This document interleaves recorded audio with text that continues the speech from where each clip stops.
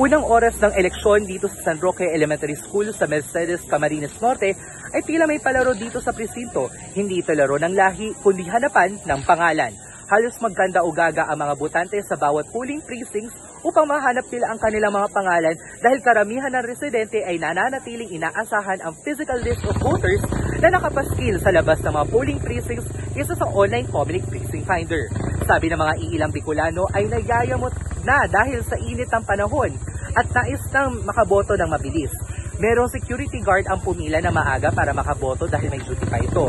Napayagan naman siya ng mga nakapilang boboto pero sabi ng electoral board sa kanya ay walang priority sa mga frontliners at kailangan pumila pa rin kahit na malilate na siya sa trabaho. Sabi ng head ng electoral board na si Leonardo Lucio ay hindi priority ang security guard na nais makaboto ng maaga dahil mayroong priority voting para sa mga buntis, PWD at mga nakakatanda na nagsimula na kanina pang 5 a.m. Ngunit lahat ng mga tao except sa mga nabanggit ay kailangan pumila pa rin dahil ayon sa kanya ay walang special treatment. Kaninang 7:02 a.m., 2 minuto nang nakaraan nang nagsimula na ang eleksyon, para sa lahat ay nagkaroon ng 15-minute power interruption. Ngunit ayon sa electoral board ay hindi naaapektuhan ang pagboto dahil merong backup battery ang ACM. May natala ring 10 hanggang 15 na balota na ang nailuwa o di tinanggap ng mga automated counting machines.